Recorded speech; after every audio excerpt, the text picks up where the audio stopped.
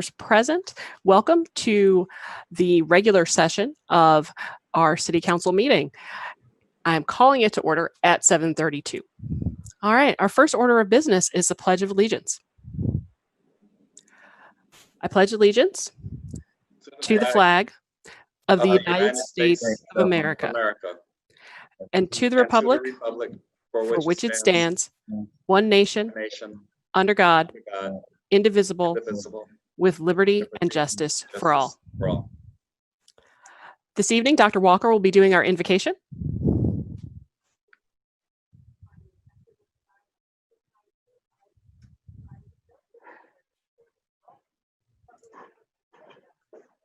Okay. Walker's unmuted, and we also have Pastor Dent on as well.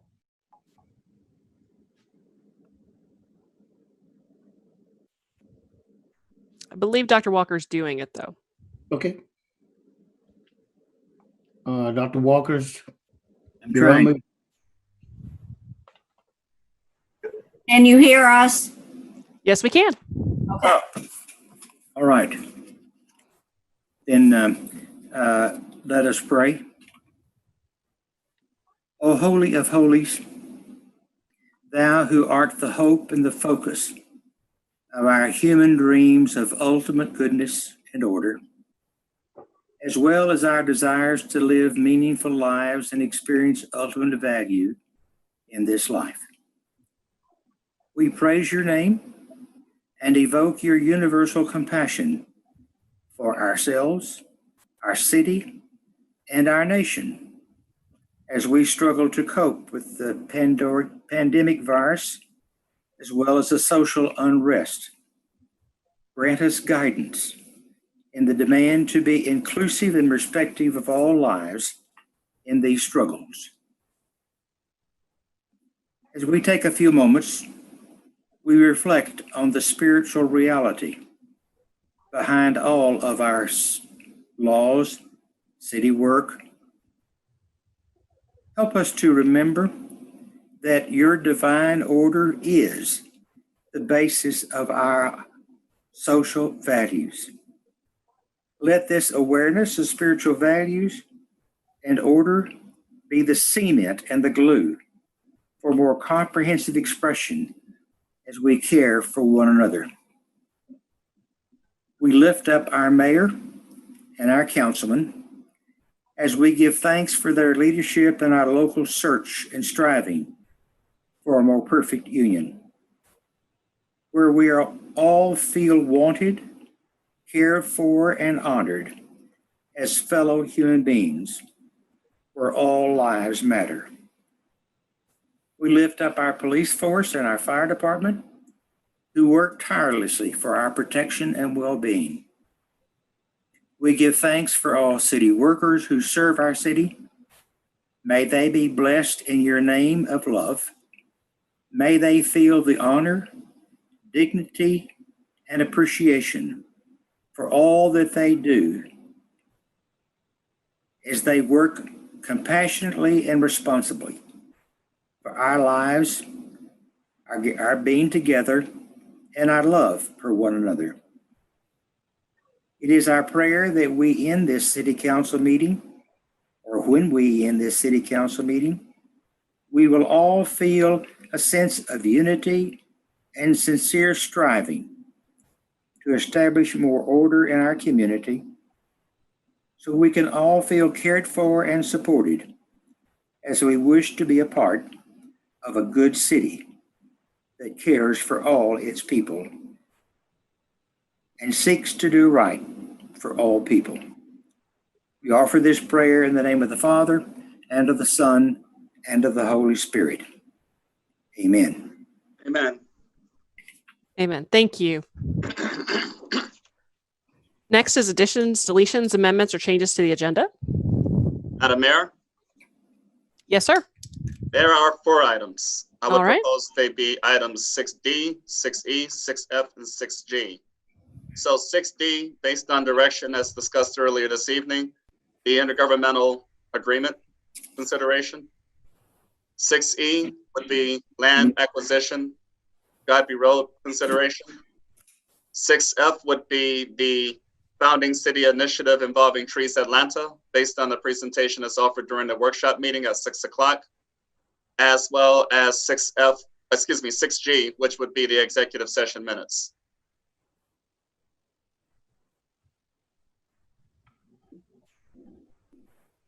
We already have approval of executive session minutes at item 15.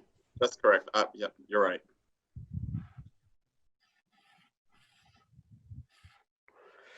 Anything, and does anyone else have anything to add? Sounds like that's complete. All right, so this would be the additions of item 6D, 6E, and 6F. Yes. Is there a motion? So moved. Is there a second? Second. All right. All those in favor? Aye. Aye. Any opposed? Any abstentions? Motion passes. Thank you. Next item is item 3A, approval of the regular session minutes from the meeting held July 20th, 2020. I move to approve as presented unless someone else has any other corrections. I believe these, okay, there's a second. Adam Saslow's name is misspelled on line 516, page 12. It should be Saslow. Thank you, Mayor. Other than that, I think we're good if no one else has anything else. All those in favor? Aye. Any objections? I'm sorry, excuse me. Any noes? Any abstentions? All right, the motion passes unanimously. Item 3B, workshop session minutes from July 20th, 2020. Move to approve as presented. That's Councilman Clay. Is there a second? Second. All right, all those in favor? Aye. Aye. It sounded unanimous to me. Thank you, gentlemen. All right. Item 4A is a proclamation honoring Mr. Alfred Dixon in recognition of his lifetime achievements, contributions to the community and the city of College Park. And just as a little bit of background, the College Park community last Sunday lost not only a longtime resident, but our city solicitor and a talented, kind attorney who has made his mark in Metro Atlanta for several decades. Al Dixon was an outstanding individual, and we are all mourning with his family and his friends at this time. So we have a proclamation to present, and let me go ahead and pull it up here.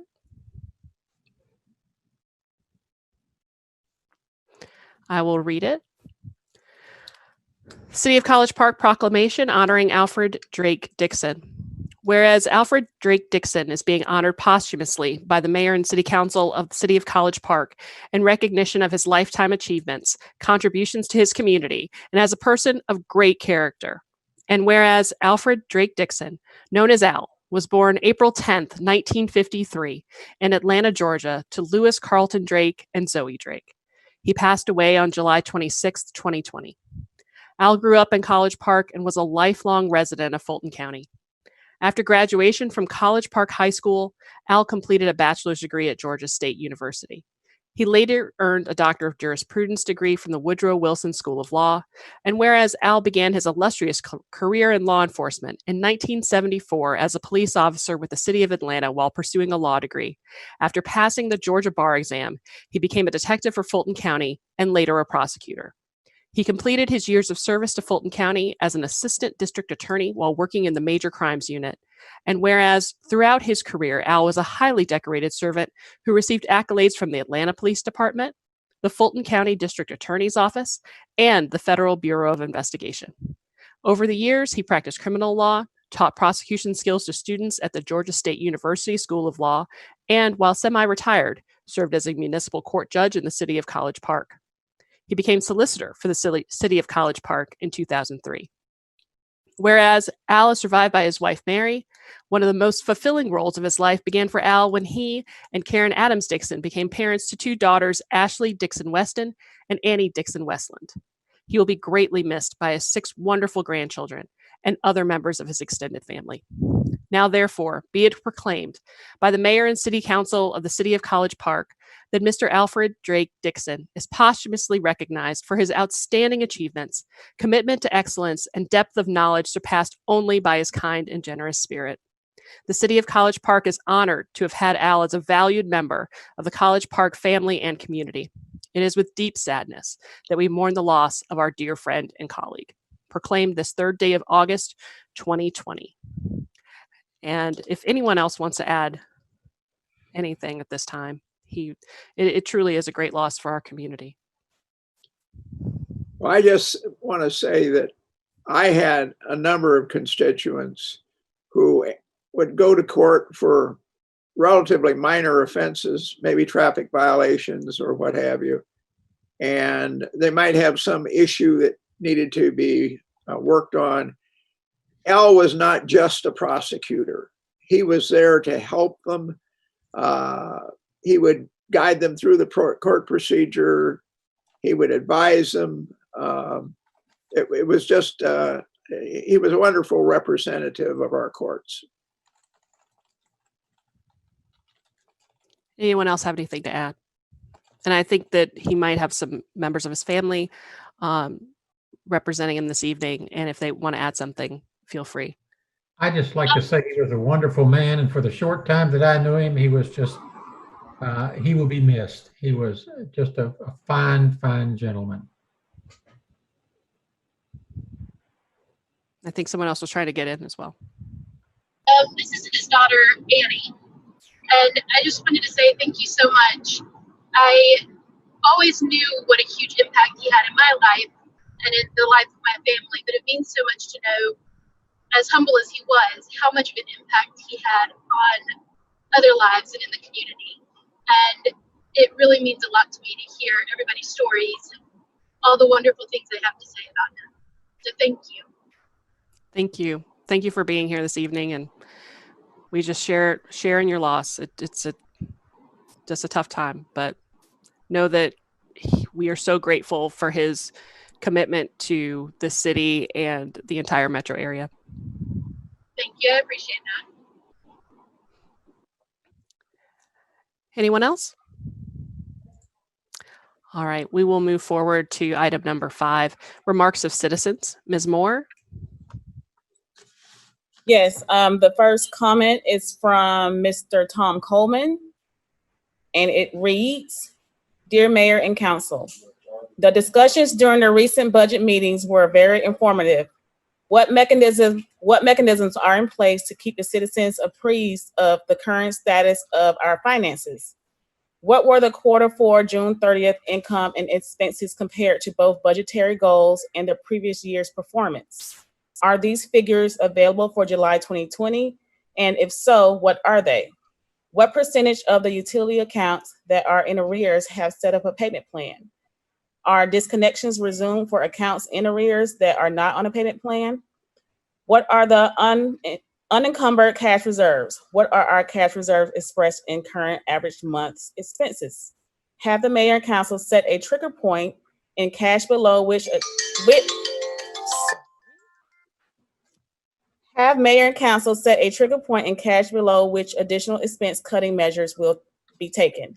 Thank you for your work during these difficult times. Tom Coleman, 1993 Cambridge Avenue. Okay, and the next comment is from Ms. Chastity Jennings. Address is 4665 Green Springs Road, College Park, Georgia, 30337. And it reads, Good evening, Mayor and Council. I am a long-term resident with concerns about our response to the census.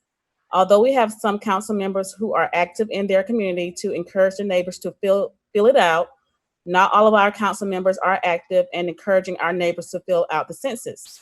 After reviewing information on the College Park Census Facebook page, I am very disappointed that my ward, which is Ward 4, has the lowest response and would like better action on encouraging our neighbors to fill out the census. Completing this will help us to get the funding for all of our items and activities that our council members so often speak of wanting to do, but not having the funds or support to get these items. So if anyone would be the number one cheerleader for the census, I would think it would be all of our council members and not just our mayor. I want to see not only Ward 4 receive all the funding that we should have, I want to see our city receive all the funding also. So I challenge our council to be more active in encouraging our neighbors to fill out the census as they do through the neighborhood as they go through the neighborhood handing out all of the different items that they hand out. And I would do my part to encourage all of my neighbors and friends to fill out the census. Thank you. That completes census or citizens' remarks. Thank you very much. You're welcome. Moving on to item 6A, update on the AMI billing interface and other related software. Yeah, good evening, Mayor and Council. This is our monthly update of our advanced meter system and billing. And the first page shows the performance of our access points over the last 8 weeks, and they have done well. So I'm not complaining there. These totals will start to go up because we're about to add about 100 more meters at some apartments in the new homes on Princeton. So we'll just keep track of these every month.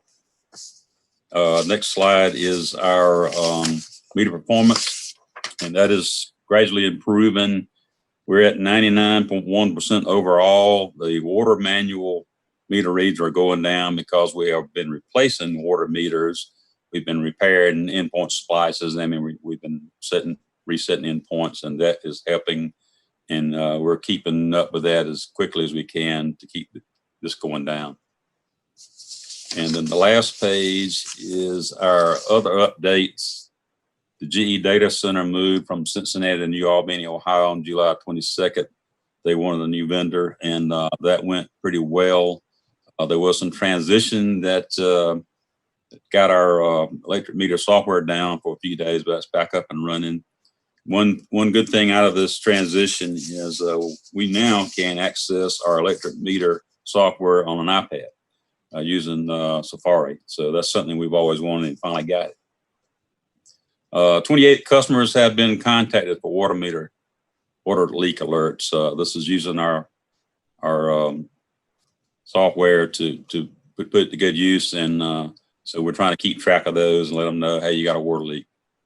And then the last item shows I'm tracking the kilowatt hour sales due to the pandemic, and you can see it went bad in April and May, but it's starting to pick back up. So I'm going to keep tracking this every month, see how it's doing.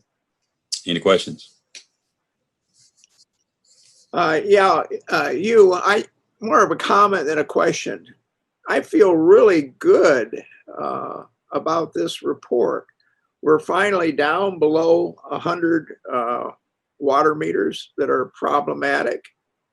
And I'm glad to see that we're notifying customers. I think you said 28, if I recall. Yep. And that they have a leak. My question would be, what's the reaction of the customers? I think you indicated in a response to one of my heads up messages that some of them are appreciative.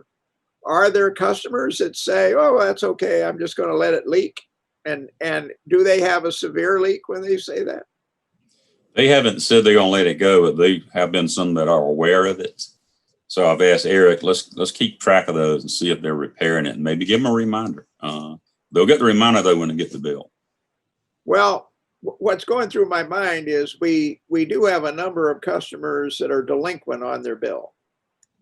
And it would be interesting to note if some of the customers who are delinquent on their bill are also the same customers who have a leak and they aren't getting it repaired. There's a message there that we ought to think about. All right. Any other questions or comments? All right. Hearing none, we'll move on. Thank you, Mr. Richardson.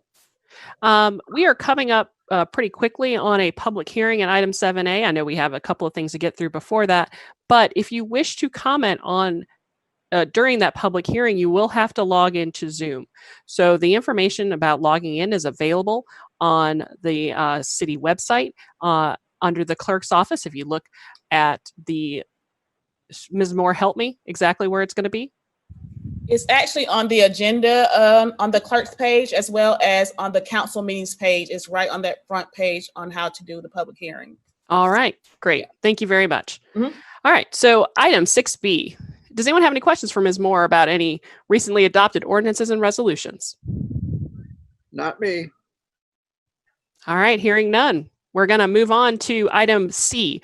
It's ratification of Karezak funding agreement involving, and that's actually not involving Clayton County, it's involving the state of Georgia.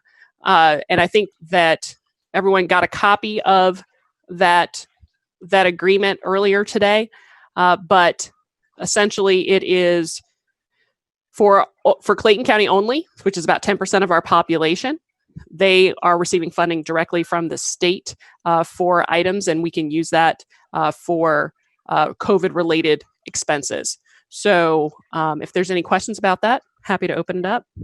Yeah, well, I had some questions about it, and I haven't seen the agreement. Apparently it was put out today, but I was the one who asked, I don't know whether I was the only one, but I was the one who asked the question, why is there no agreement as part of our packet?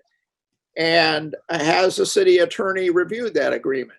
So I haven't seen it, but if everybody else is comfortable with it, I'm fine. My question would be, has the city attorney reviewed the agreement? I don't believe he has. The agreement came from the state and was sent to every city and every county outside of the cities within the 4 counties that receive direct funding. So it's not an agreement that we can tweak. It is one that the state is requiring us to sign in order to receive the funding, which is about $77,000 total for the Clayton County side. Well, I guess my question then would be of the city attorney, okay, it's unlikely we can change that agreement, but are there any downsides in the agreement? Are we signing our life away for $77,000? I mean, what are the negatives? And for example, if the agreement said, well, if you take the $77,000, you can't receive funding from anybody else, which would be dumb, I admit, but I'm just trying to give a ridiculous example. It doesn't say that. I don't want to get in Winston's way. Go ahead, Mr. Denmark. Yes, ma'am. I have not reviewed it. It's kind of like a contract where we don't have a whole lot of options. So for that reason, I guess the thought was there was no need for us to take a look at that. The council could certainly direct otherwise, but I mean, as I sit here now, I have not. Well, where I'm coming from is, if there are negatives associated, I would hope that somebody would have either told the council about the negatives, or would at least have given us the agreement in advance in time to review, so that we could have ferreted those issues out for ourselves. So I have a real problem with this. I'm sorry. Madam Mayor, it's a no-brainer. We want money. There's no question about that. Mm-hmm. And I'm not trying to be difficult about it, but I don't think I or anybody else on council should be approving things that we haven't understood and are comfortable that it's a good thing for the city. And where money sounds like a good thing, sometimes there are strings attached to it that are not. Madam Mayor, if I may, I'd like to add to what you talked about a little while ago, please. Certainly. Thank you. So first of all, I forwarded the material at 8:52 a.m. this morning. So as I stated in my commentary, we initially planned to attach the agreement that governs or to support the agenda transmittal to this effect. Given the time sensitivities in that, we decided to go ahead and get it on the agenda so that we can get it squared away. This is very much like what was authorized for the Fulton County side 2 weeks ago, July 20th, 2020. And in essence, it's a very consistent format, not any difference to that effect whatsoever. So we did try to get that out to everybody. So all elected officials, including Winston Denmark as city attorney, have been provided that background information in the event that there are any questions or concerns. But if you think of it in terms of what was authorized during the July 20th meeting with respect to the Fulton County side, which came out to be about $86,000 and change, there's really not much difference at all. So that information has been distributed earlier this morning, as I talked about. So for that reason, it is a funding contract, a funding agreement, pretty standard, pretty boilerplate, no ability to revise, renegotiate in any way. It's their standard contract. And again, very similar to what was authorized for the Fulton County side during the July 20th visit. So here we are 2 weeks later, relative to an opportunity on the Clayton County side. Well, I'm sorry, Terrence, I didn't see it, and maybe I overlooked it. I've seen a lot of emails today, but Yep, I presume you and sent it out in response to my heads up message to you. I So. sure did. In fact, so for the record, I sent it to both your City of College Park email address as well as your Clayon Council email address. Okay. So those were the first two addresses in which I offered that attention. Okay. Does anyone have any other questions? Are there any motions?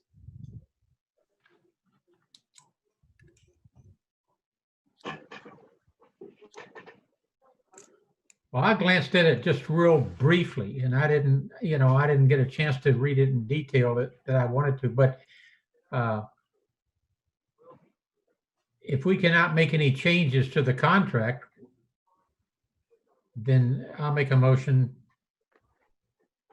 that we accept the ratification. Is there a second?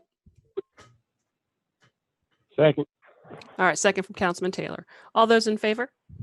Aye. All right, any opposed? Any abstentions? I abstain. All right, 3 in favor, and Councilman Clay abstains. The motion passes. Next item on the agenda is approval of an intergovernmental agreement in regard to Karezak funding. Item 6D.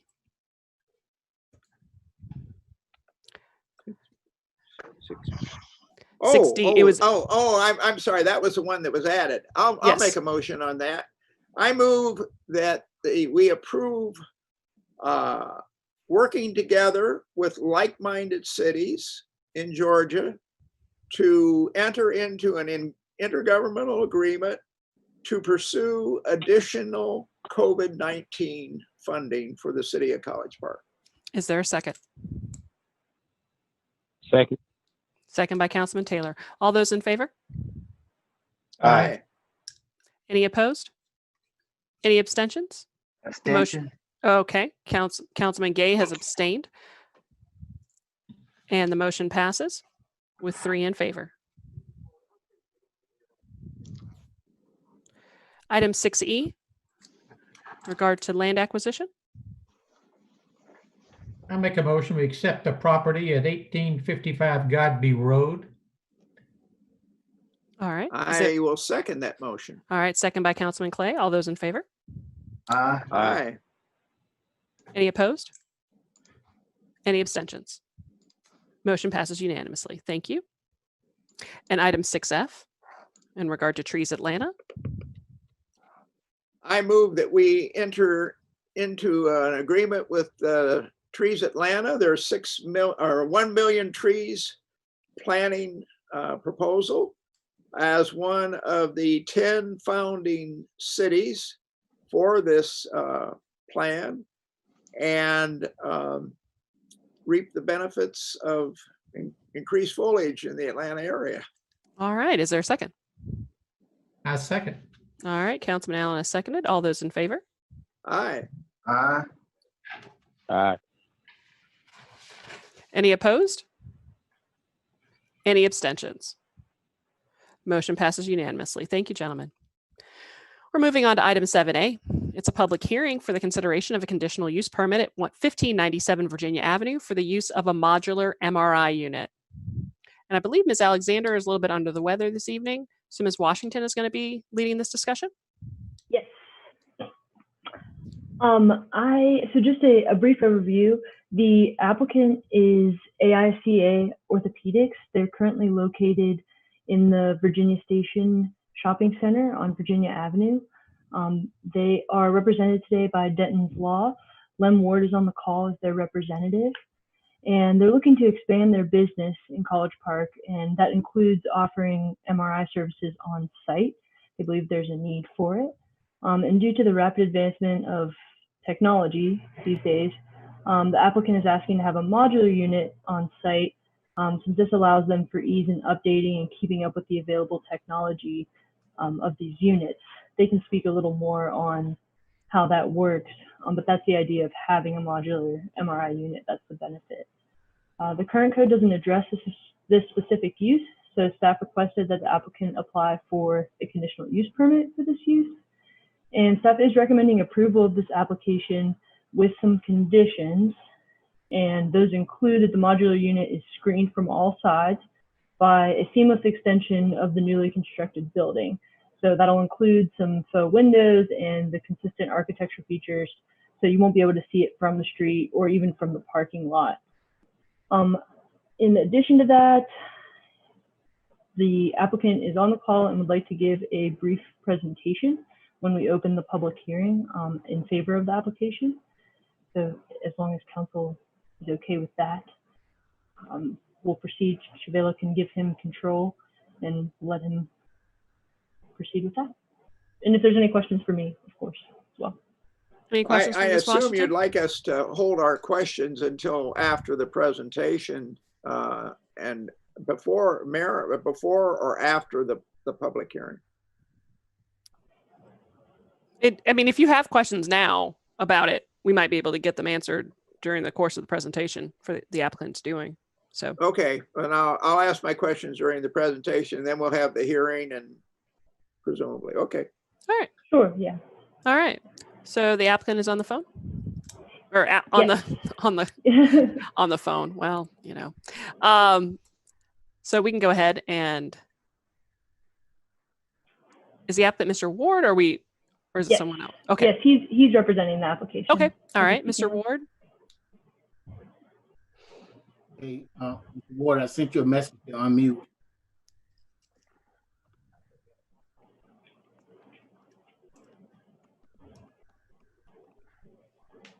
They're still muted, Mr. Ward. Yeah. There Thank you you. go. Can you hear me now? Yes. Yes. And you're sharing my screen? Ms. Watson, you're sharing the screen? I am not, but I can. Okay.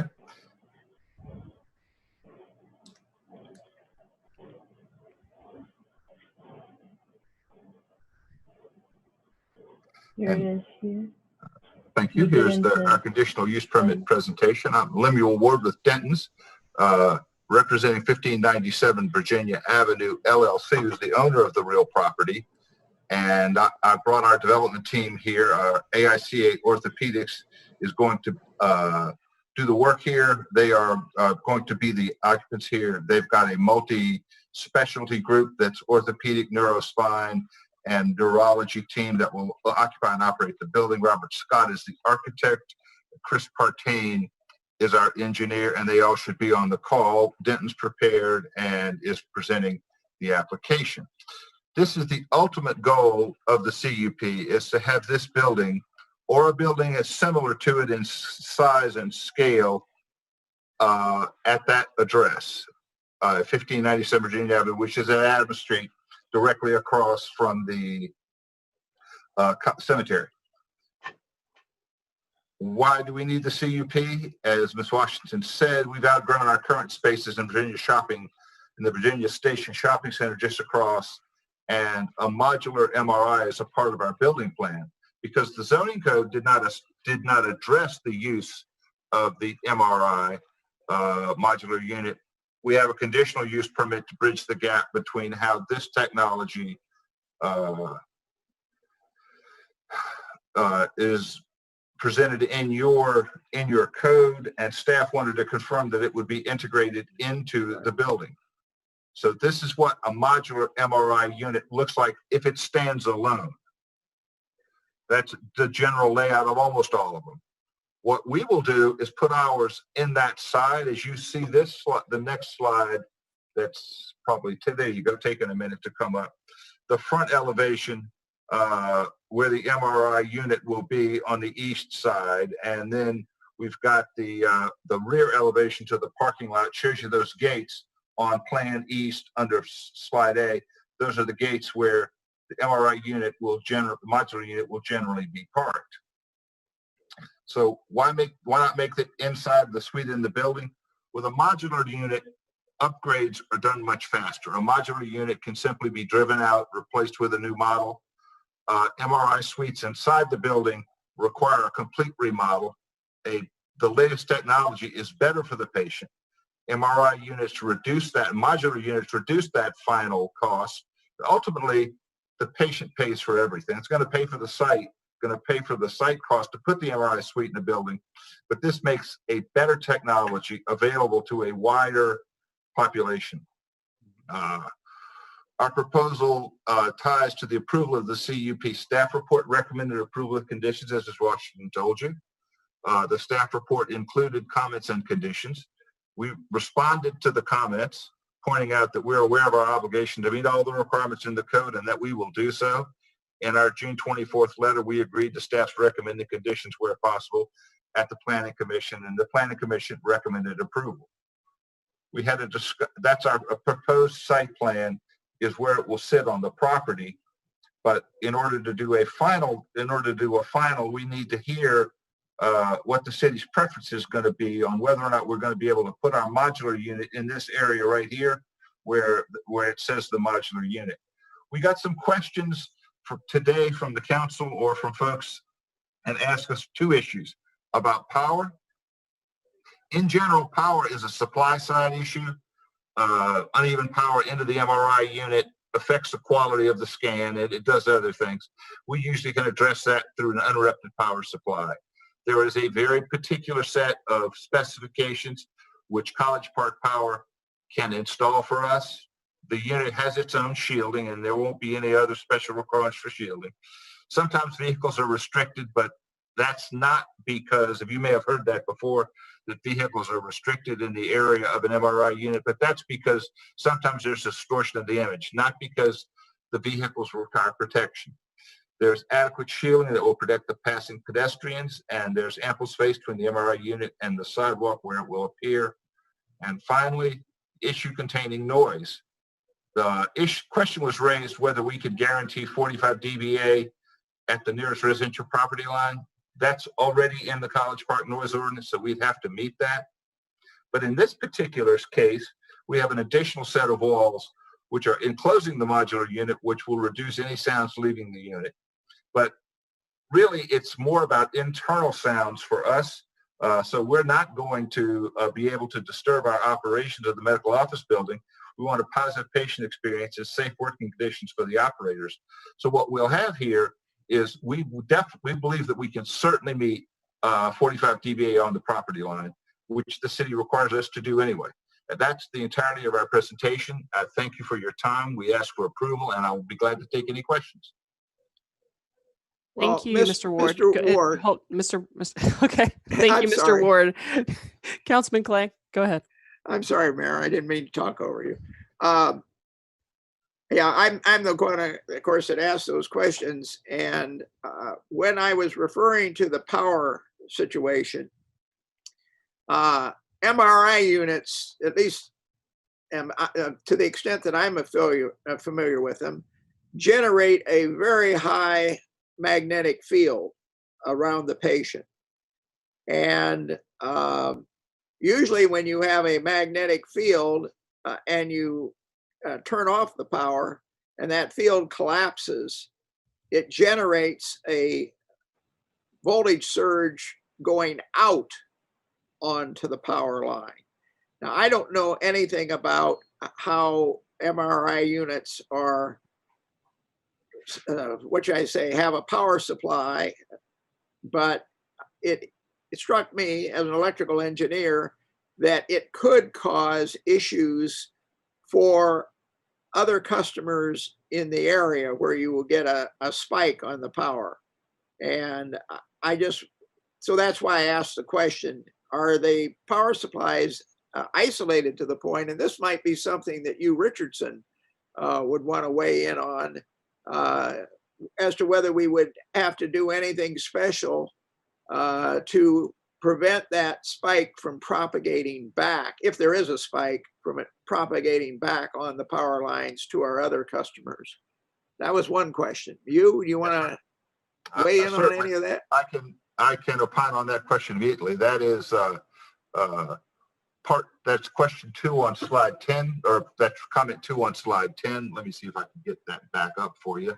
The modular MRI unit has a specific type of transformer that College Park Power will tie into, and that steps the power down and keeps it from stepping back up when it goes back, so that nothing goes back the other way.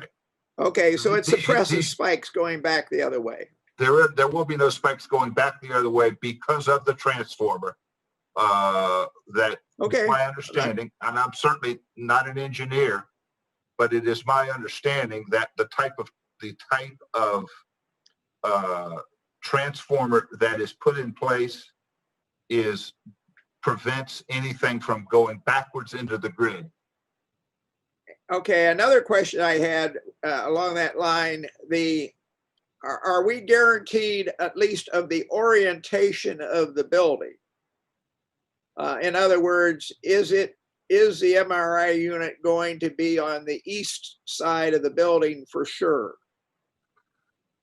That is my understanding. We have the architect, Mr. Scott, here with us, but this is the only site plan I've ever seen, and this is the only renderings of the building that I've ever seen.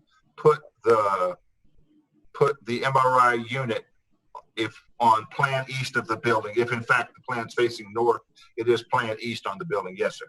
Yeah, and all I'm saying is I think we want it that way because any noise radiated, and I know you said you're going to make the 45 dBA or 45 dB from there, but if there is noise, if it's on the east side, it'll be radiated out toward that grassy area and then the parking lot, and then you've got another parking lot before you get to the restaurant next to it. So that should give you adequate buffering. But if you were to turn it around and put it on the east side, on the north side, then it might be an issue if we had a problem with noise. And I know you're saying you're going to guarantee that it won't be more than 45 dB, but if we were to have a problem with noise, it might be a problem for the neighbors behind it. I think, Ken, you've got neighbors right behind that building, haven't you? You're muted, Ken. Yeah, there's neighbors right behind it. So yeah, so we would want to minimize the noise for those neighbors in case something surprised us, I assume. So that's why I'm saying I'd like to see, as we guarantee that the architectural layout be such that it is on the east side of the building rather than, say, putting it on the north side. That would be my recommendation. Well, and certainly, as I said, sir, this is the only site plan I've ever seen has always shown this configuration. And I don't doubt you. It makes sense the way you have it oriented, I think. But I would want to approve it. But my inclination would be to approve it with that architectural layout. So I would be inclined to add an 8th condition. We have 7 listed in the letter of transmittal from the city manager, or from Michelle, I should say, the city planner, that there are 7 conditions. I would be inclined to say an 8th condition that specifically says that we are not more than 45 dB noise from this particular unit at the property line, because MRIs make a popping, clicking, clanking sound unless they change the technology. And with that, I think it's great. I am so pleased to see a medical facility in College Park on Virginia Avenue that would have an MRI facility. I think it's absolutely great. And I think the modular concept makes a lot of sense. So I have no problems with it. I just want to make sure that we have everything, all the I's dotted and T's crossed. Certainly, sir. And we have I believe we have our team online. I think Dr. Glazer is with us. Is he? I think Dr. Glazer is with us, and the architect is with us as well. If one of them wants to. Well, hold on, gentlemen, sorry. I appreciate it, but I think the question has been answered. It's on the east side. I don't think we Yes, need to that's belabor the correct. point. Does anyone have any other questions? Mayor, if I may, I think we do need to open the public hearing. Yes, to exactly. get this That's my all next in. move. Yeah. That's my Okay. next move. Okay. No other questions from council. I have one question. You answered the question I had about the power, but another question I have, the modular unit is going to have walls on 3 sides, but you're not going to have a roof over the modular unit. Why would you not have a roof over the top of the modular unit? I think that's an issue for circulation of the air around the unit. If we put a roof on it, we have to have air handlers on the roof to move the air around to the air handler external to they're external to the module, but they would be internal to these walls. So if we close in all sides, including the roof, we have to add, because one of the things that they do require is a fairly significant cooling. So we'd have to put fans on the roof and push that air somewhere. And that would be its own source of noise. Okay, yeah, I agree with the noise on that. I just, I can just see the rain and the water and everything else coming in those 3 walls, and it, starting to pool up, and, with a MRI there, young people that like to break into stores and everything else try to climb over that wall and try to get into the modular unit. But that's just, you've answered my question, so I appreciate it. Thank you. Yes, sir. All right. Any other questions from council? Hearing none, I'm going to declare the public hearing open. It looks like we've gotten a comment from Kasim Latipo, who is on the Planning Commission, and he noted the Planning Commission voted to approve the plan for the following reasons.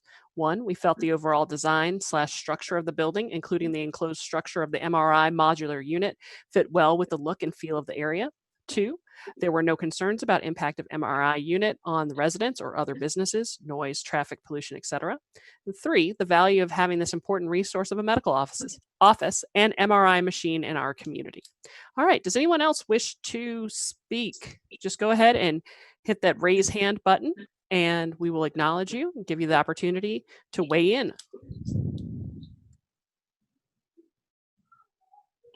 And Mr. Hicks, I'll need your help with this because I'm looking right now. Okay. I've muted all of the attendees, so as soon as they raise their hand, they can go.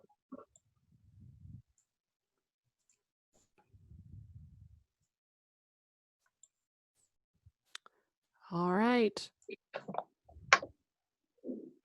And Renee Coakley noted the Main Street Board also approved the item with the conditions Ms. Washington mentioned. Any other comments? Raise your hand now.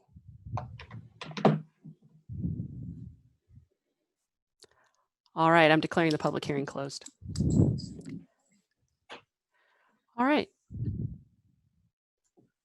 there a motion at this time?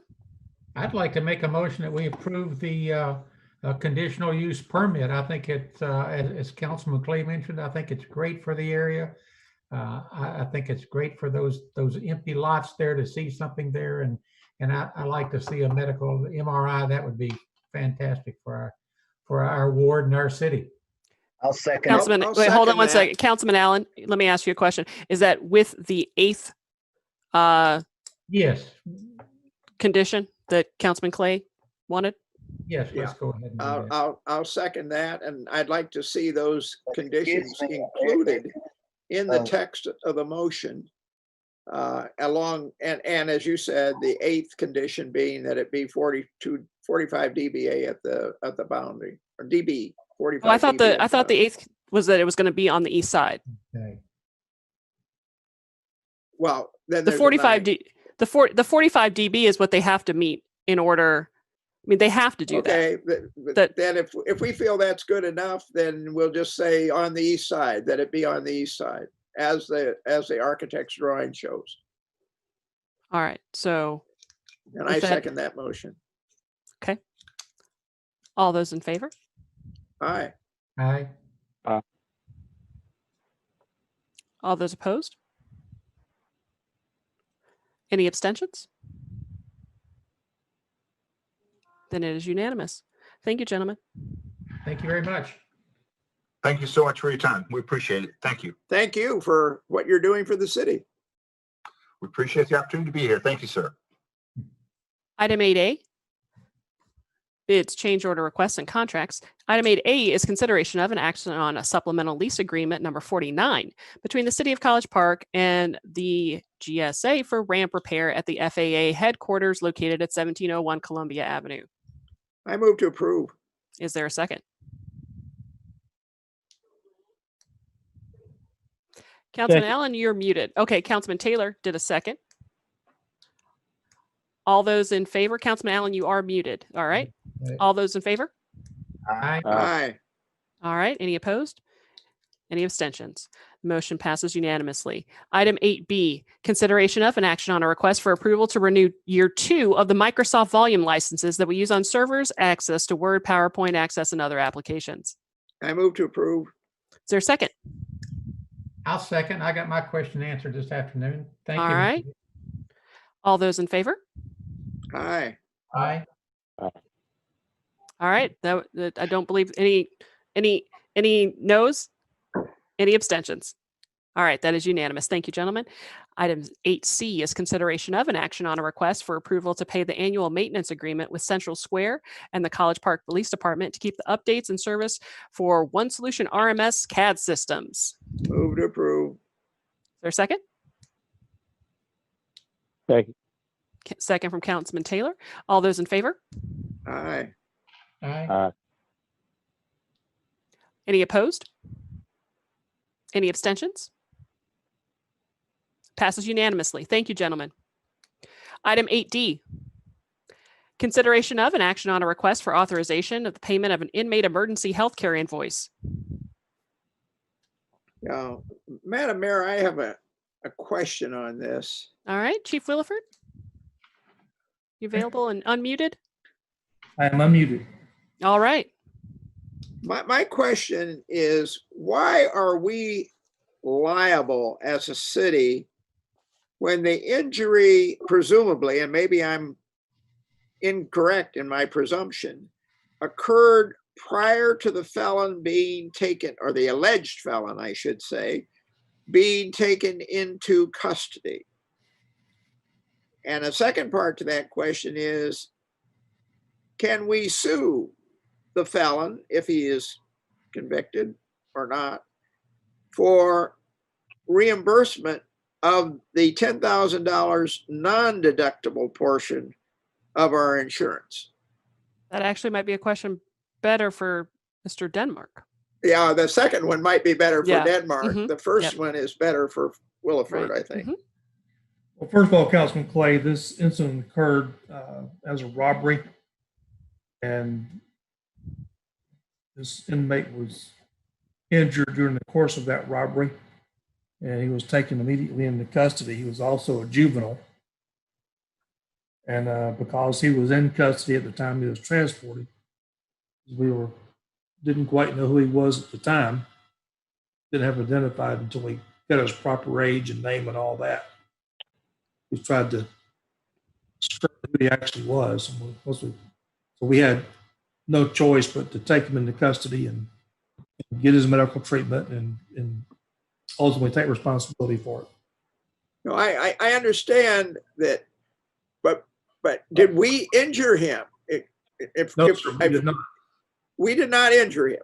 No, So sir. here's a criminal, potential criminal, alleged criminal that committed a crime, got hurt doing it. Yes, sir. We apprehended him, and we're paying $10,000 for the privilege of apprehending him. if he had been an adult and we knew exactly who he was, we could have let him go to the hospital and take a warrants out for him at a later date. This suspect was a juvenile. He was underage. We also did not know exactly who he was. In fact, he had tried to pose himself as an adult, and we found out through bystanders that he was underage. So we had no choice at that point but to take him into custody and ensure that he got medical treatment because there was no next of kin nearby. I guess I'm not quite sure why knowing who he was makes a difference. Well, when we found out he was a juvenile, we had to take charge of him. There was no one around to contact to take charge of him and to take charge of medical care. This kid was Okay. so All right. So so then on to my second question to Mr. Denmark. Can we sue him or his parents for the $10,000 of our medical insurance deductible? Regrettably, no, we may not. Once an individual is in your custody, and you may elect not to take someone into custody for a lot of different reasons. Some jurisdictions elect not to take individuals into custody for this reason, because they don't want to have to foot the bill for medical expenses. But once an individual is in your custody, they become your responsibility, and you're legally obligated to feed them and to see to their medical needs. The theory being that they cannot see to their medical needs on their own because they're in custody and their movements are restricted. So you, as the jurisdiction that has that individual in custody, bear the full responsibility for their well-being, to feed them and to see to their medical needs. Sometimes it's not a situation where they were injured in the commission of the alleged crime. They may have a heart attack, a stroke, whatever the case may be. While in your custody, you certainly did nothing to contribute to that medical condition, but by virtue of the fact that they're in your custody, you are legally responsible. And so you kind of take people as you find them. And sometimes they're in great shape, and sometimes they have a whole slew of medical problems. But while they're in your custody, you're responsible for them and their condition. Well, I don't have obviously a problem if we've taken custody of something and something happens to them in our care, in our custody. It makes perfect sense that we should be responsible for it, for better or for worse. But it really bothers me if someone comes to rob my house, let's say, and breaks a window, and when they're trying to escape from the police, cuts himself on the window and breaks a leg when they fall out on the ground, and we apprehend them. The College Park police apprehend them. That injury, which is totally their fault, is required to be paid for by the city. That really amazes me. Even though in that, hold on one second. In that case, it may make more sense for an officer to call 911 to have someone transport that person, like the chief said, and then they take out warrants on that person as they're being treated. And so in that instance, that person wouldn't be in our custody. But with a juvenile, I understand that we can't just let the kid, like, we can't let an injured kid just kind of like hang out there if we know. I mean, I understand the frustration, but yeah, right. Okay, I'll let it go. I'll move to approve. All right, is there a second?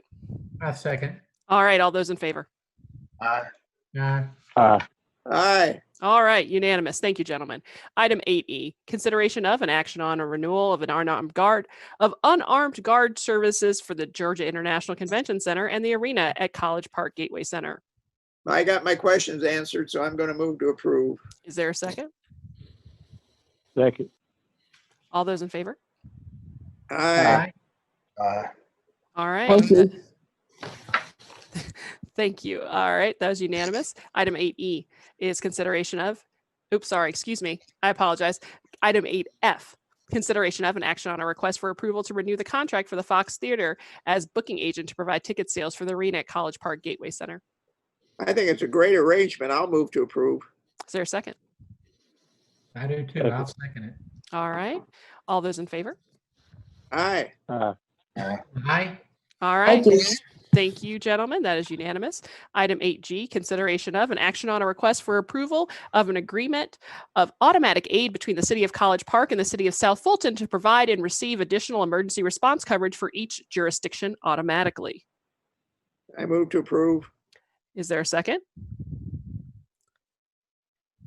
I'll second. I saw it happen the other night on the fire. I thought it was great. All right. All those in favor? Aye. Aye. All right, unanimous. Thank you, gentlemen. Item 9A, consideration of an action on a request for approval of an ordinance clarifying the multifamily apartment complex ordinance. That is ordinance number 2020-08. Mr. Denmark? Yes, ma'am. Madam Mayor, we have brought this item back largely based on a letter that we received from the Atlanta Apartment Complex Association indicating that our ordinance may run afoul of certain provisions of state law. I've had the occasion to speak with a number of you about that suggestion in the letter. We certainly disagree with it, but the question becomes, do we want to stand pat, or do we want to kind of eliminate all concern or question about the viability of our ordinance legally? And I certainly have recommended the latter course. We have revised the ordinance to provide clarification. The thing that state law, specifically 36-74-30, prohibits is a registration program for apartment complexes or multifamily dwellings in any city. We've never done that. The ordinance didn't say it the first time. The ordinance doesn't say it now. What the ordinance requires is an inspection to be performed by a third party. If you recall, the letter from the Apartment Complex Association even noted that that association has worked with cities around the metro area to help them develop an inspection program to be administered by third parties. So in the very text of the letter, they endorsed the fact that that's the approach that we've taken is fully consistent with the law. We added a provision in section 5-100, which provides that nothing in this ordinance shall be construed to be an apartment registration program that would violate 36-74-30. So we have that specific disclaimer that makes it abundantly clear that we are in no way, shape, or form setting forth an inspection, or excuse me, a registration program in violation of state law. And we even have a provision that provides due process rights for apartment complexes to the extent they fail to comply with the third-party inspection provision. We still don't withhold their occupation tax certificate or their CO. Instead, it just becomes a citation and they go to municipal court. So there's even that additional layer of due process protection. So I don't think that there's any viable or intelligent argument that our ordinance somehow runs afoul of state law. I think this ordinance is legally on all four. I think it was on all fours before, and even more so now. So it would be my recommendation that the council adopt the ordinance as revised and clarified. All right. Does anyone have any questions? Well, Winston, would you go through a couple of changes? I sent you a heads up, and you made a couple minor corrections. And then there's a third issue that I want to discuss with the council. But just point out where you made the changes, that you sent out the revised copy today. And they were minor points of clarification, I might add. I apologize, Council, but I was not anticipating that question, even though I should have. So let me find those corrections that we made.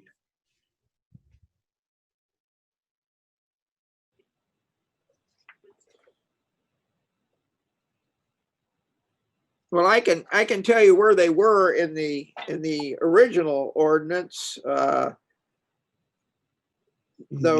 first one was on line 235, which was section A, 5103, section A, subsection 2, inspection. That was the first one. And you made a correction there.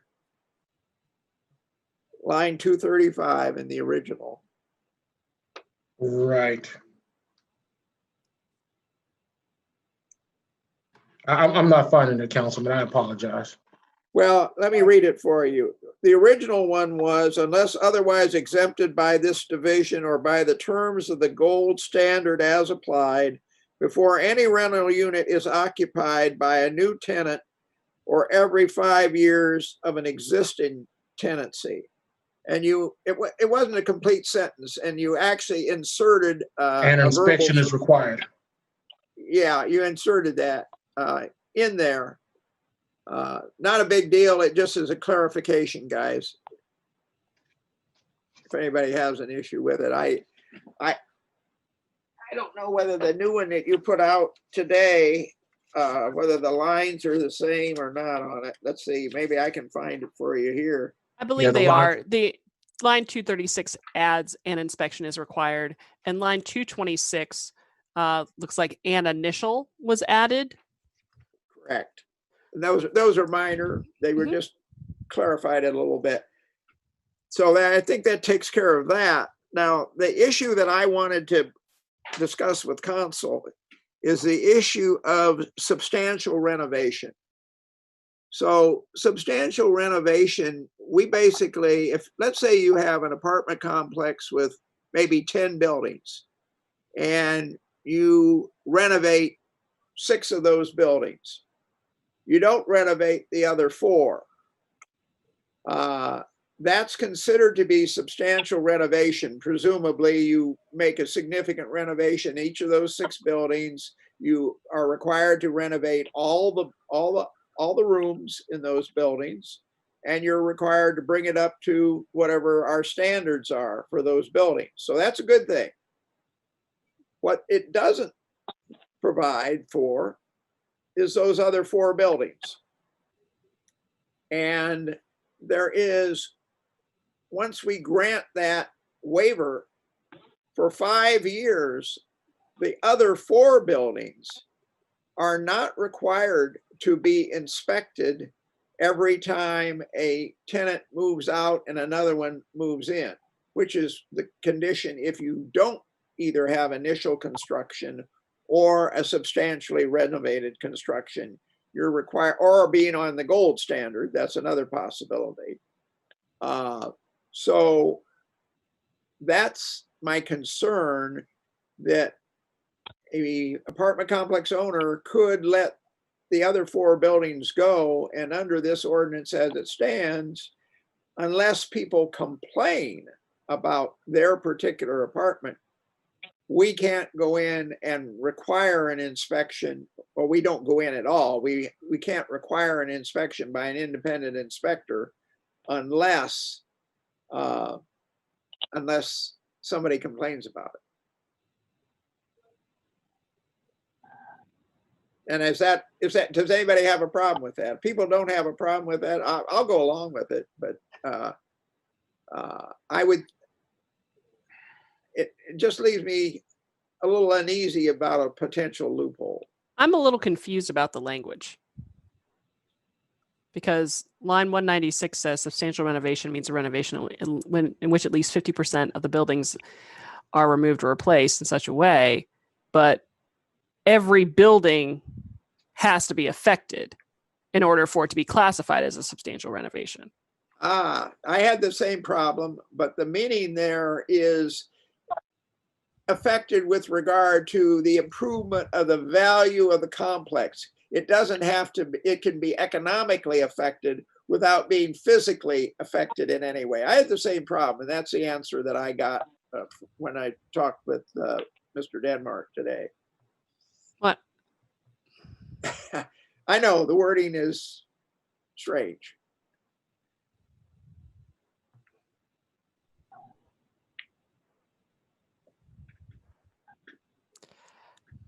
Thoughts? As long as it says, to me, must affect every building on the multifamily residential property, and affect every rental unit. And I hear what Councilman Clay is saying, but I don't know if Winston, would they find if somebody did come back and do 6 and say, okay, we don't have to do the 4 because we've done the 6, and would that suffice? Or can we, take them to court and say, hey, you didn't do the other 4? Not the way it's written right now. I mean, we could certainly change that. What we're kind of dealing with is they do part but don't do the other part. Then to require them to do the whole thing, now that's a larger financial undertaking, and we may be fine with that, or leave it as it is. So the thought was, how much are we going to ask them to do the whole thing, do a part of it? But in the effect, the entire complex, it's like Councilman Clay said, it's going to have a positive impact, at least insofar as the value, the economic value of the entire property. You may think about it in terms of the tax digest, or you may think about it in terms of, well, that benefit is going to inure to the benefit of the owner because now they have a more valuable property. And so how does that work? But that was the thing. You also might have a situation where the previous owner or whatever, somebody comes in and remodels and redoes 2 of them, and now you don't have to do anything to those 2. Exactly. I think that we know that people will try to get around this. Absolutely. And getting around it means that we could have residents in this city living in substandard conditions because they've gussied up the front part of a complex and left the rear in deplorable shape.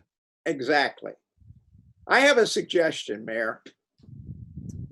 What if we said that the remaining buildings, the more than 50%, the last 4 buildings in my example, what if we said that as long as they met the gold standard conditions, I'm trying to keep it simple, and the gold standard conditions say you don't have complaints.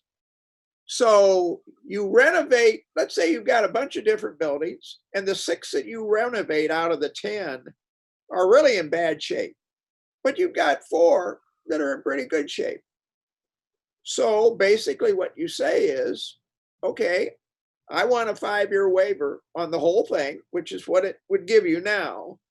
But we add the condition in there that the remaining buildings must meet, since they're not renovated, they must meet the gold standard.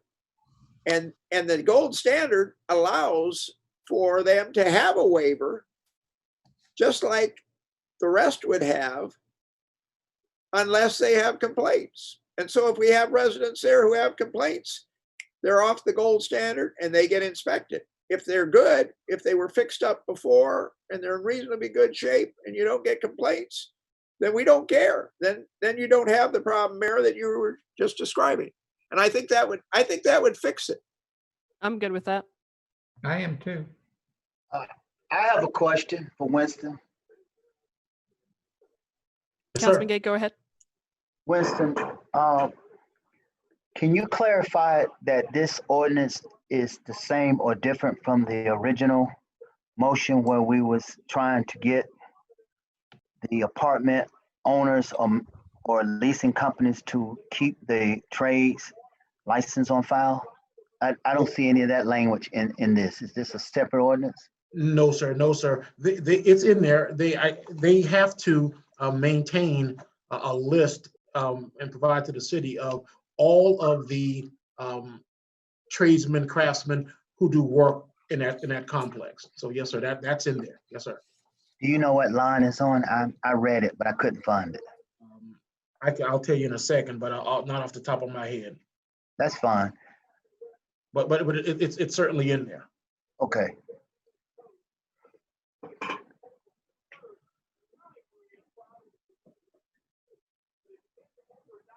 Is line 246, would that be it for the compliance certificate requirement? Line 246, compliance after submission of the initial code compliance certificate. Each owner shall submit a code compliance certificate annually. It's actually 256, the written record of inspection, I think. And it's in that paragraph that they should all also keep a written record of all vendors and providers of services. Right. That's exactly right. Very well, thank you. All right. So if we make that change and just put in that wording that says that the remaining units in the complex, as long as they continue to meet the gold standard of no complaints, then they are covered for the 5-year period as well, but it's under that condition. And I could move to approve it with that. Is there a second with that, with that condition? Second. All right, second by Councilman Gay. All those in favor? Councilman Aye. Allen, you're muted. All right, all those in favor? Aye. Any opposed? Any abstentions? All right, hearing none, it's unanimous. Thank you, gentlemen. The next item on the agenda is new business, which there is none listed. Mr. Denmark, anything else to add in your report? No, ma'am. All right, city manager's report. Yes, ma'am, Mayor and City Council members. So in addition to the delinquent property taxpayers report, as well as that for delinquent utility customers, I'd just like to offer one brief update relative to the matter we addressed earlier, and that is the Karezak funding. We talked a little bit about the Clayton County piece in connection with the state of Georgia and the anticipated $77,000 coming down the pike as a result of that ratification. Given the ratification for the Fulton County piece back on July 20th, I'd just like to offer a brief update relative to what we are pursuing at this time. So at the dawn of the weekend, both the Office of the City Manager and the Department of Finance and Accounting was able to submit its initial reimbursement request to Fulton County based on the agreement you all approved at that time. And what we are looking at is total expenses being sought of $265,913.84. So I just thought you'd be appreciative of having that background information. I hope that the City of College Park is successful in pursuing that dollar amount. And again, that will greatly assist the City of College Park in terms of its related expenditure activities. And so that's the background information I thought I'd take a moment to share. Otherwise, unless there are any specific questions or concerns relative to delinquent property taxpayers or that of utility customers, I yield at this time. Mr. Moore, No questions from me. Quick question here. It's my understanding Virtual Citadel has come current. Is that correct? And that might be a question for Ms. Bradley, Ms. Fullard Bradley, excuse me. Yeah, we've been working. I'll initiate the response because we have been working with them over the last few months, and given the transfer of ownership, they've been working to get to that place. So Director Fullard Bradley and I did visit about this about 3 weeks ago, as a matter of fact, of which we were pretty satisfied of the progress that they are making. So Director Fullard Bradley, if you would fill in the blanks, please. Yes, that is correct. As far as the utility, I don't know why hello? Yes. I was getting some feedback, sorry. With the delinquent balance that they had for their utility accounts, they did make a full payment on their utility service that was due. However, we're still waiting on a $10,000 payment for their property taxes, but the $276,000 was paid back in June, I believe it was. Yes, back in June. So the payment was made. We did receive it. All right. I'm very pleased that they kept their word, and they are using a significant amount of electricity, which certainly helps our city out. Absolutely. Absolutely. Any other questions? All right, hearing none, we're going to do the report of mayor and council. I'm going to work backwards. Councilman Gay, the floor is yours. All right. Great, Councilman. Thank you, everyone. I have just two clarification. The caller I do appreciate had concerns about the ward and its response to the census. I was able to look at the census map. I would like to clarify, and we can get with Wade Ingram and look at this more in depth, but it appears that the map is overlapping wards. I don't think the census map is exactly like our ward map. And although I take full responsibility and will work earnestly to improve it, I just want to be clear that you're not saying Ward 4 has the lowest response, because if you're basing on the census map, that's not a factual statement. But I would like to know if there is any monies in the clerk's budget or any other budget to where we can assist the government in trying to get more people to respond. We have a resident who is also an employee of the city, and they also is on the census group, and that person recommended that maybe we could pay some of our out of work citizens to walk around and knock on door to door. We have until October, and I understand that the government will have people walking the street. The last thing I want to say is that in our newsletter that we send electronically, we do ask for our residents to respond to the census. Secondly, we had Blake, who does strategic communication, discuss the census at our town hall meeting. So I just like for the public to know that we're doing as best we can to get these people to comply, but we look to do more in the future. But for the record, it's 34 out of 100 in Ward, what y'all are calling Ward 4 versus 43 out of 100 in what you're calling Ward 3, but those maps are not the same. The second thing is that I received a robocall today about the utility arrangements, and it's encouraging our residents to call in and make an arrangement, but I got a letter saying that the deadline was August 2nd. So I would like for us to clarify, is there a deadline to make arrangements? Madam Mayor, so go ahead, Thea, please, it's fine. Mine was actually today, but per direction from Terrence, we're going to extend that a little bit. So we're taking deadlines up until, not deadlines, payment plan arrangements up until Friday. And if they come in after Friday deadline, they'll basically be still allowed to apply payment arrangement plan. However, they'll only have 2 months remaining on the payment arrangement plan after Friday. Thank you. Right now, there's a 90-day, and after Friday, they will only have a 60-day plan, so on and so forth, because we're trying to keep everyone on the same schedule. Program goes away. The understanding is, once the program expires, the understanding is we won't continue with the payment arrangement. So we're trying to keep everybody on the same cycle. And I'm gonna take some ownership of that too, because I think the discussion started with my inquiries this morning, because it looks like we got about close to 300 people who have not set up payment plans. Is that correct, Ms. Fleur Bradley? You've muted yourself again. So yes, that is correct. And so I really wanted to make sure that we did one last push to make sure that people understood they needed to get out there and make a payment arrangement. Just wanted to communicate one last time with folks. So that's on me as well. Correct. That's all I have. All right. Thank you. Councilman Allen. Just want a couple of things. First of all, we are going to miss Solicitor Al Dixon very, very much in the city.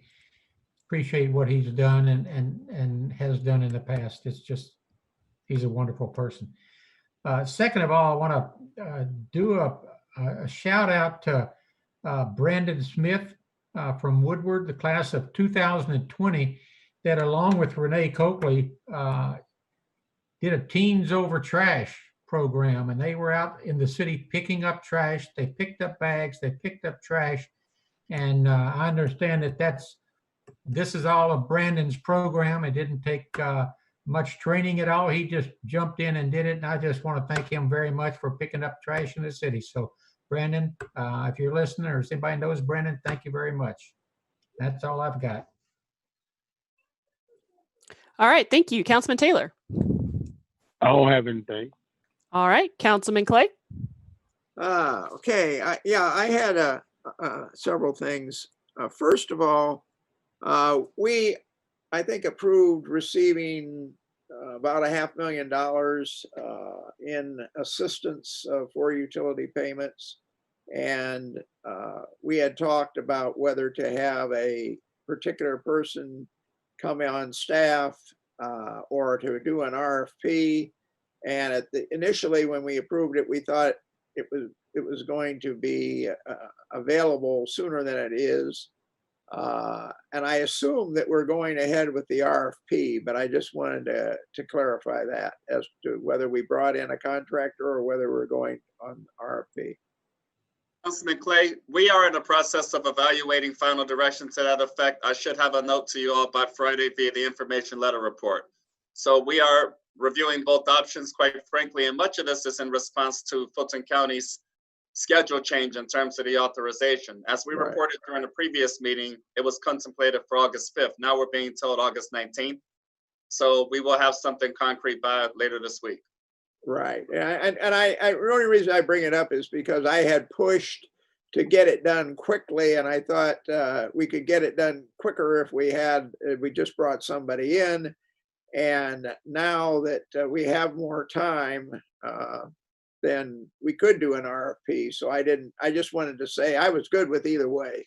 Yes, sir. We appreciate that. And we're evaluating both options. And again, via this Friday's City Council information letter report, I will summarize for you what the direction will be.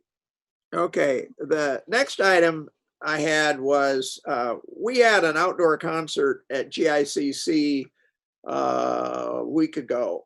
Not this weekend, but the previous weekend. I got several complaints about people being disturbed by sound checks on Friday throughout the day, and then on Saturday, and then the actual concert, which I guess ran to 11 o'clock in the evening. And I applaud Mercedes for being creative. That was her direction. We gave her that direction when we talked about the budget, figure out better ways. I even suggested, well, we could have, I think I suggested a movie, maybe in the parking lot, a drive-in movie. Well, she went better than that with the concert. So I'm very pleased about that. However, so I got complaints from some residents saying that was disturbing them. And I'm talking about residents as far north as the Links, some of the areas just south of Rugby Avenue.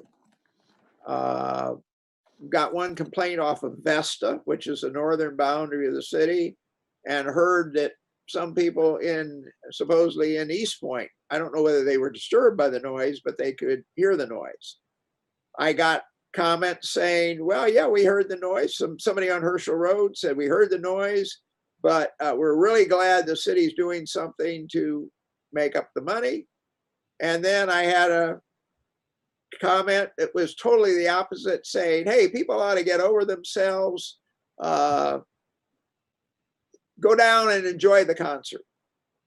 So I had a full spectrum, although most of them weighed on the side of being concerned about it. I suggested to Mercedes that we look at some ways to perhaps mitigate the impact. We got an email recently saying there are going to be more events. I would like to see those published, even if they're not open to the public. I would like our residents to know that these events are taking place, so they're not wondering, where is this noise coming from? Also, I think that we need to think about the 6 West.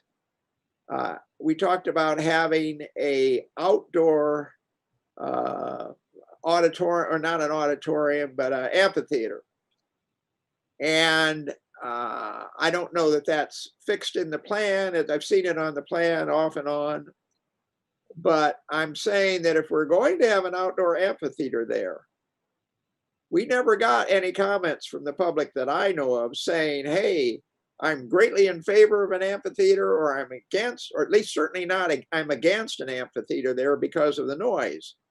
And what we just learned from this event at the convention center is that there'll be noise a lot closer to the residential area if we have an amphitheater in 6 West.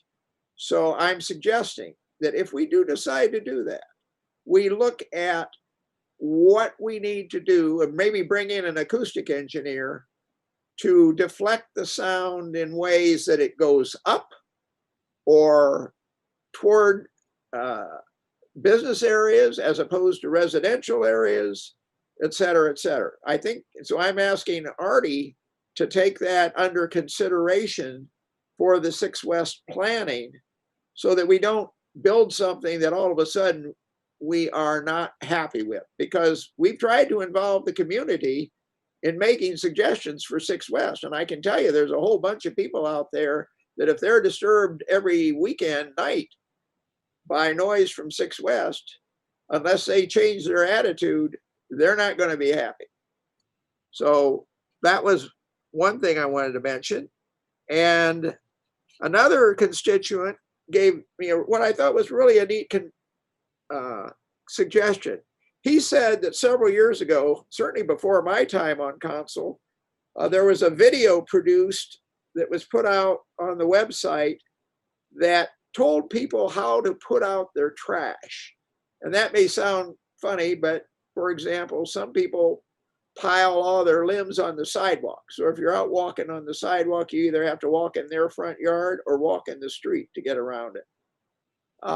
Guidelines about separating your leaves from your branches, because the vacuum truck can suck up the leaves, but it gets clogged up with branches. So a little, maybe even whimsical kind of video that we could possibly make. Gerald could put together. We've got the staff to do it. We could use somebody from Public Works. This might be a nice way to put it out on the website and give some people guidance as to what Public Works would like to see in the way of things when you put out your branches and your yard waste and your trash. And the last thing I wanted to mention is that we are having more incidents of speeding cars, and Chief Williford knows I've sent him emails. I suspect other people have as well. The other thing we've been having is cars that are loud. Now, it's one thing if you're loud because that's the way the car is built.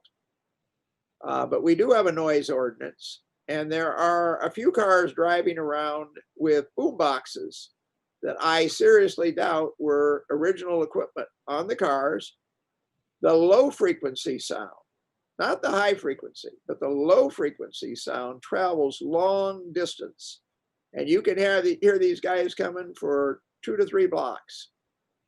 That ought to be a violation of our noise ordinance. And I think we need to look into that, because it's one thing if it happens occasionally, but I've seen cars, I think, literally driving around the block doing that, and I'm getting complaints about it. So that's an area of concern. And speeding is an area of concern, and Chief Williford again is aware of that. We just need to get on top of this. People are blowing through stop signs, people are speeding, and sooner or later somebody's going to get hurt, and then we'll do something about it. I mean, really, really, really seriously do something about it. I'm not saying we're not trying now, but we'll really, really try if something actually happens. And it's a shame if that's what it takes to make it actually happen. That's all I have. All right, thank you. I'm going to sound like a broken record, but today our numbers. 41.4% in Fulton County. That is our response rate. We are still the lowest in the county for the census. And if you don't believe that the census counts, we are in the midst of talking about this CARES Act funding, and they are doing it based upon population. It matters for our city. It matters for our region. It matters for our state. And so I would urge you to go to 2020census.gov, fill out the census. It takes less than 10 minutes. You are counted for the next 10 years. So just make sure that you do that. I know someone had a question earlier about how we are informing citizens regarding the city's finances. And we have discussed this. And Mr. Moore, please back me up here. It's my understanding, and it's been my intention that Mr. Wall will come back at the end of each quarter to let us know how we're doing and share that with citizens as well during our meetings, correct? Yes, ma'am. So just to expound upon that. So at the conclusion of the proposed budget process, June 15th, 2020, we did engage the services of external financial advisor Ed Wall to assist us in those considerations. And there were a lot of kind words and compliments offered regarding that effort. Part of that commitment on part of Mayor and City Council and the Office of the City Manager is that we continue to monitor accordingly to include his external expertise. So the first upcoming presentation to that effect will be in either one of the meetings in October 2020, of which a number of those questions and updates can be offered. A quarterly basis is fantastic also because it provides a fluid and nimble opportunity to make budget adjustment considerations, whether on the revenue or expenditure side. So this will be an evolving process as we go forward. So it is now the beginning of August. So at a meeting in October, we anticipate offering an update at that time, followed by January, followed by April. Yes, ma'am. Great. Perfect. Thank you so much. You're welcome. And just sort of piggybacking on what Councilman Gay was saying about the utilities and the payment plan, as I said, there's probably about 300 people out there, 300 residences. Reach out to us. Have this week. Set up a payment plan, because we certainly don't want anyone in the heat, in the dark, etc. We will work with you, but just need to reach out because certainly we are working to try to secure funding from the county and other entities to see what we can do to assist residents in need, but set something up. We don't want to be in the position of anyone being without at this time. So that's all that I have.